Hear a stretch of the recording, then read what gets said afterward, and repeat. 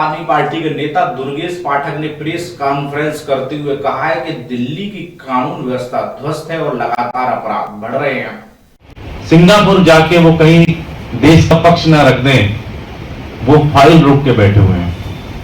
तो एक तरफ एलजी साहब का जो काम है कि दिल्ली पुलिस को सुधारना, सोई हुई दिल्ली पुलिस को जगाना और दिल्ली के लोगों के ऊपर जो अत्याचार हो रहा है, दिल्ली जो एक क्राइम सिटी बनती चली जा रही है, उसके ऊपर निगरानी रखकर उसको ठीक करने के बजाय एलजी साहब बिजी हैं अरविंद केजरीवाल जी की सरकार को परेशान करने में, इंटरफेयर करने में, उनको काम ना कर पाए इस चीजों में बिजी हैं।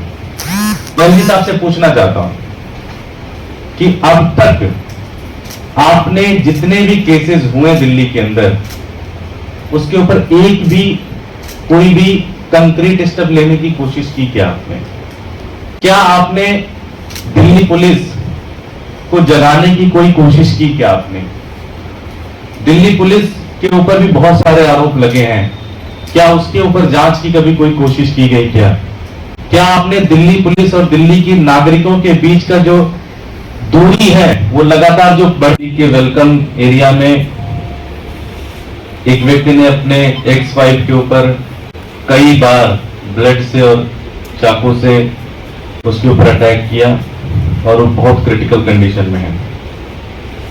एक 7 साल की लड़की के साथ 4 तारीख को रेप हुआ। 2 तारीख को एक 40 साल के बिल्डर को पश्चिम बिहार इलाके में गोली मार दी गई। 2 जुलाई को ही 27 साल के एक व्यक्ति को 2 बाइक पे सवार आए और उसको गोली मार दी गई। 1 जुलाई को एक 22 साल की मदर के ऊपर रेप अटेम्प्ट करने की कोशिश गई और उसको फिर मार दिया गया, ब्रूटली मार दिया गया। पिछले कुछ दिनों के अगर आप समाचार पत्र देखें तो सिहरन हो जाती है कि हम किस तरह की दिल्ली में रह रहे हैं। भारतीय जनता पार्टी की पुलिस ने दिल्ली के अंदर लॉ एंड ऑर्डर की स्थिति इतनी ज्यादा कोलैप्स हो चुकी है कि पिछले साल के मुकाबले दिल्ली के अंदर 15% ज्यादा क्राइम बढ़े हैं। 2020 के डेटा को अगर आप आज के डेटा से मैच करेंगे तो 15% क्राइम दिल्ली के अंदर बढ़ा है। मैं आपको और भी बहुत सारे डेटा प्रोड्यूस करता हूं। अगर पिछले 6 महीने जनवरी से लेकर जुलाई 2021 तक का डेटा देखें आप, जनवरी 21 का और 22 का देखें, शुरू के 6 महीने के, तो 2021 में 2302 चोरी के केसेस हुए थे। इस साल 9750 चोरी के केसेस हुए हैं।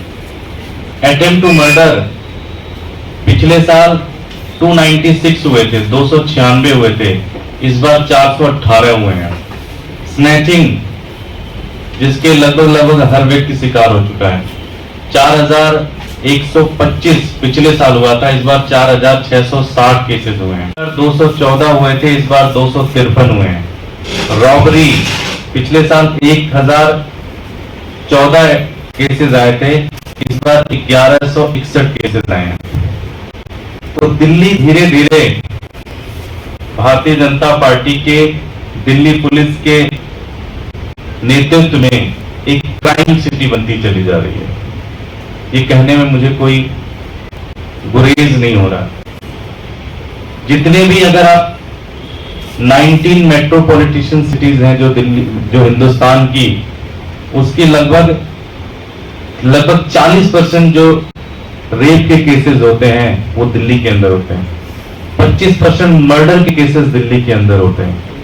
मतलब 19 बड़े बड़े शहरों को मिला के जो क्राइम होता है उसका 40% रेप का केस दिल्ली के अंदर होता है। 25% जो अटेम्प्ट मर्डर के केसेस हैं वो दिल्ली के अंदर आ रहे हैं। इन सारी घटनाओं को देखकर दिल्ली वासी सहम गए हैं, दिल्ली वासी डरे हुए हैं, क्योंकि दिल्ली पुलिस कुछ नहीं कर रही है। दिल्ली पुलिस सिर्फ और सिर्फ आम आदमी पार्टी के कार्यकर्ताओं को, आम आदमी पार्टी के नेताओं को फर्जी केसेस में फंसाने में बिजी है। दिल्ली पुलिस सिर्फ और सिर्फ भारतीय जनता पार्टी के नेताओं की सुरक्षा में बिजी है। और दिल्ली पुलिस के जो मालिक हैं, आदरणीय हमारे जो नए नए एलजी साहब आए हैं, एलजी साहब जब से उनकी ड्यूटी लगी है दिल्ली के अंदर, वो सिर्फ एक काम कर रहे हैं, दिल्ली सरकार के कामों के अंदर इंटरफेयर करना। मैं 22 मई को उनकी ड्यूटी लगी, सबसे पहला उन्होंने काम किया कि 40 अधिकारियों को तुरंत ट्रांसफर कर दिया कि और सब उसमें सीनियर लोग थे, दिल्ली गवर्नमेंट से कोई बातचीत नहीं की। स्टैंडिंग काउंसिल्स जो कि दिल्ली सरकार लगाती है, जो कि दिल्ली की जनता के केसेस लड़ते हैं कोर्ट्स के अंदर, हाई कोर्ट ने उनके नाम क्लियर कर दिए, लेकिन एलजी साहब ने फाइल रोक दी। एलजी साहब के लगातार इंटरफेरेंस के कारण दिल्ली के अंदर जो बसों की खरीद होनी है उसमें दिक्कत आ रही है। Door step delivery ration LG साहब ने रोक दिया। लगातार हर दिन दिल्ली के अधिकारियों को बुलाकर धमकाते हैं। उनका सिर्फ और सिर्फ एक काम है, और अभी तो सबसे ज्यादा शर्म की बात यह हो गई कि जब सिंगापुर की गवर्नमेंट ने फर्रुखाबाद के कायमगंज में जुमे की